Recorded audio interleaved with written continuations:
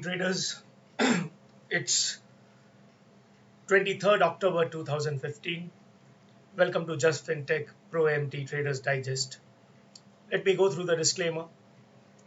Trading futures involves substantial risk of loss and not suitable for all investors. This video is for educational purpose only and not a recommendation to trade. Please consult your personal financial advisor or do your own research before taking any trades based on the levels discussed here. We are not responsible for any losses arising due to trades taken on the basis of these levels. The information in this video is in accordance with the terms and conditions risk disclosure disclaimer of justfintech.com. The SGX Nifty is trading at 8338, 77 points up from the previous close. And all the world markets are trading in positive territory. Most of them are up by half to 1.5, 2.5%. And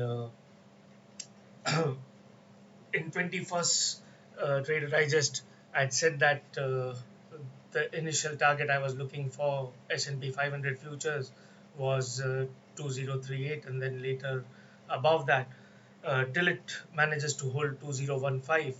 And yesterday, it dipped towards 2008, in fact, the day before. And yesterday it was continuously managing to stay above 2015 and then finally made its probe above.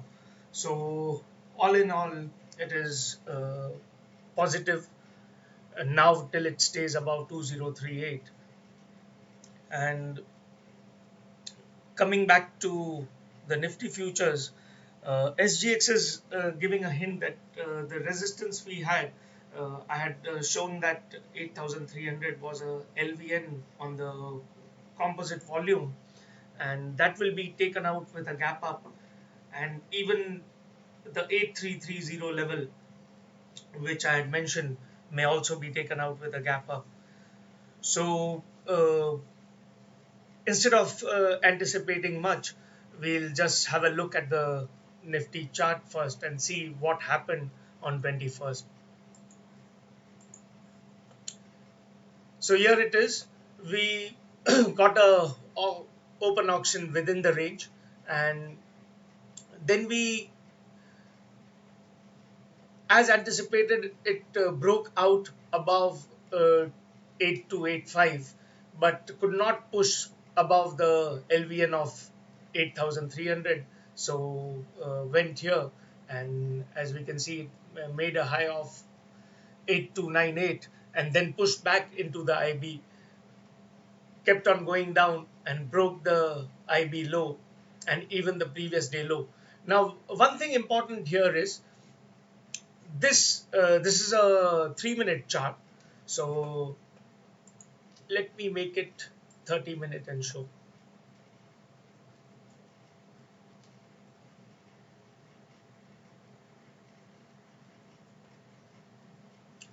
Now, this break below the previous day low and the push back, if we would have this 30-minute candle itself would have gone back above the previous day low and would give a positive close like this would be a very good example of an auction failure below the previous day's low. So like the failed auction concept of market profile, what I keep on watching is any auction failures to move towards that side. Like if it continues below the previous day's low, then it's a continuation of the auction. But if it fails there, if it rejects the low and goes back within, and one bracket closes within that, then it would be considered as an auction failure, because the previous day low was the nearest reference point. If we can see here, after we got this trend, we had not made a low lower than this low of 20th. So if we went below that and then rejected that within the same bracket, it would also become an auction failure. and that gives a very good idea that no one is interested below this point. The buyers are lifting up if whenever the auction is going below that point. So this is still not a classic example of auction failure, because the bar again came back to touch that. So not a theoretical example, but still the way it got buying below this was very interesting, and that was the reason it pushed back towards the VWAP and again went back towards previous days VAH and the developing VAH to check if there is any buying interest left above that, so that it can auction above that on that day itself. But that didn't happen, and finally it closed at the VWAP of the day. So most often what happens is when this the auction broadens, if we can see the range has broadened here. After this trend day, what happened is we had a balance. Then the second day it tried to break down from that balance, but was not able to do so. Again on 22nd it tried to do the same and failed to do so. So in fact, the range was broadening day by day. After this balance, the second day the range broadened a bit, and the third day it broadened even wider. So here, what we anticipate further is either the range expansion goes on, or we leave this range completely and auction above or below it. And we had been always saying this, that 8190 remains a point of interest, and till we stay above that the auction stays in a positive territory. So we had not broken 8190 in any of these days, and it won't be a surprise to see it opening above 8330 today, or even near 8330. I'll take this back to 3 minutes, and we'll also have a look at the TPO chart and see what has happened. So here we can see a buying tail in the edge period and a poor high. So all these 3 days, if we can see, here also we had one TPO left below, which is not a good buying tail, but the break of this low and getting a 2 TPO buying tail here theoretically suffices that it's a tail. We should at least have 2 TPO. Again, that depends on the settings you keep. If you keep a 1 TPO setting, then you might get 6 TPO tail below. If you keep 5, you might again get 1 TPO below. So it all depends on the settings again. But I was just backtesting how Nifty future behaves and at what TPO setting it has tails which are not generally taken out. So found that any TPOs above 3, so 3, 4 or 5 give a good a backtest result. So finally went down and settled down with the 3 TPO setting. So here we have a poor high which will be taken out today, and this is just the October futures data. So on the October futures we have this 8340 uh, Virgin POC from 21st August, and we were when we were seeing the continuous chart of Nifty futures, that doesn't have 8340 as a Virgin POC, of course. So when I derive the long-term levels, it is with the continuous chart, because that gives a better idea than this, because this is uh, on 21st August it would be hardly traded much. There won't be any trading volumes, so can't take these levels as very decisive, but still it's just a reference to follow. So we'll go through the long-term chart.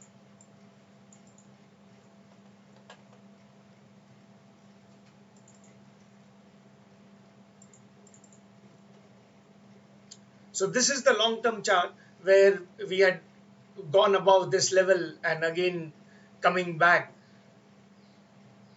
This is the balance which had formed after that trend, and we tried to push below the VH of that balance, but were not able to do that, and again it pushed back above. So this I just drawn this just for today's reference, so that this is the LVN, the 8300, and then we have another minor LVN at 8326 and 8330.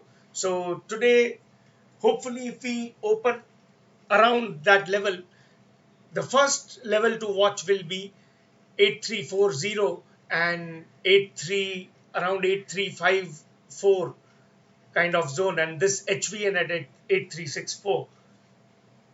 And these two lines, I'll just go back and show you what they are. This is this balance of 30th June. So this is the VAL of that balance. 8327 is the POC of that balance, and 8341 is the VH of that balance. Then again, as we auction further, what I'll do is mark a balance here, because this is again another balance, this is again another balance, and this is the gap. This is the gap, the low of 12th August. And if we get, so that will become a important resistance for the day. If we auction within that, if we are accepted above that, we can go up towards this level, the 8397, which is the VL of this entire composite. I'll just zoom out and show you. So this is the VL of this entire composite. That will be the next target if we can stay above 8340, 8355 kind of zone. On the volume front, as we can see, this push down below had volume more than the 5-day median. This half an hour had a volume more than the 5-day median.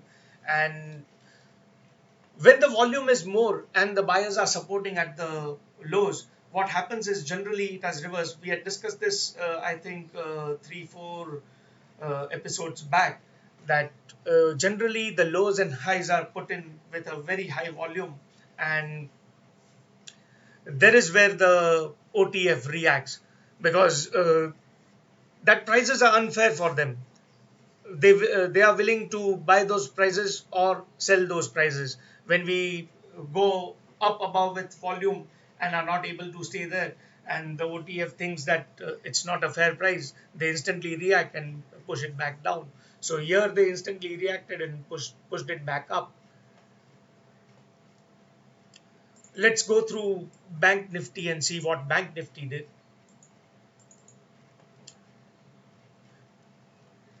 So again, the same thing in Banknifty.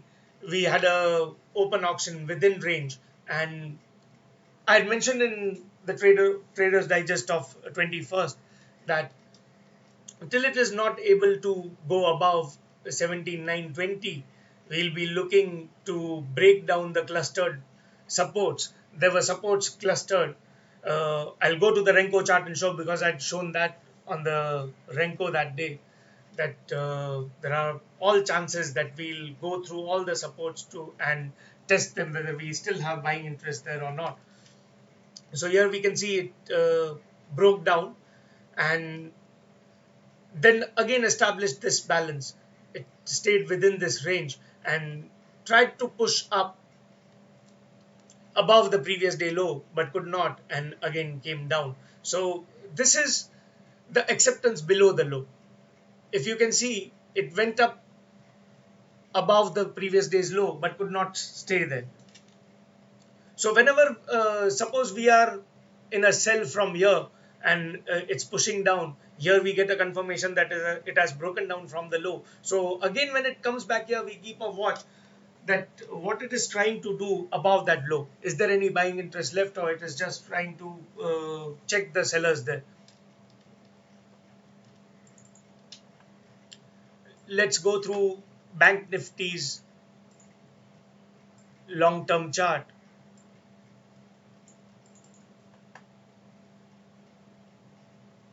So here, if we can see, This was the balance I had drawn for this entire range. If you can see this range, it's in balance, and it broke out here but got resisted at this previous the gap, the VH of this gap of 21st August. And this is the POC of this balance. If you can see this, it had broken below the VL, so I thought that better to draw another balance because it's an initiative activity going down below a known reference. So we again throw up a fresh balance for that, and this is the POC where it got rejected from, and then went about the VH of this. So this gives a sign that it had turned into a it had entered a positive territory, and above this 824 it will start auctioning back up again. And again the area of interest trays somewhere near 17990, and then today if Nifty is trading above 8330, we can expect to open around these levels, around 17950 or even above 18,000, and then let's see where it can auction. So this is one area of interest, the 18190 range. Actually the 18190 on spot, I had stopped doing the weekly posts, but I can still remember before 2 or 3 months, whenever it was trying to push above 18190, it was not able to sustain, and that is where it gave a breakdown from. So this will become a very interesting point to watch further. At this is the VL of this entire balance, and then there is the POC at 18325 sort of levels. Let's go to the Renko and check.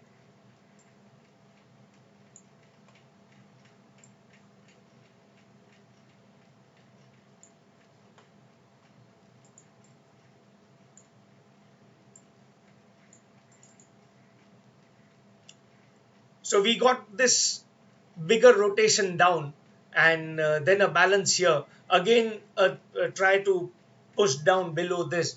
So this was getting aggressive in the lower range, though I was not there on that trading day on 21st. But if I would have seen this, it would have actually put me into panic to again add shots here. But we have a known reference. If you see this, I'd marked this. This is the VH from a previous marked balance. So it has taken support there. So if you can see, it took support exactly at that VH and then reversed back and went into the entire value based on volume, and was not able to push above the developing VH, the volume based VH, and closed down below near the VWAP of the day. So what we can expect today, the hypothesis for today will be, if we open above 17800, 17900 kind of levels, and if it is able to push above 17990 kind of zone, it will try to go up further and check the selling interest near 8190. If it gets accepted above 18190, then we'll keep auctioning further up. And if it gets rejected below that, then it can again come to test this zone of 17800, and even 17750 can't be ruled out. On the other hand, if it opens there and opens around 17990 or such levels and starts auctioning down, then we'll come back further down to first check any buying interest in this zone. So possibilities are open that if it's in the open itself, it's not finding acceptance above, it will push back down to find buyers in this zone. Let's see what Nifty did on the Renko.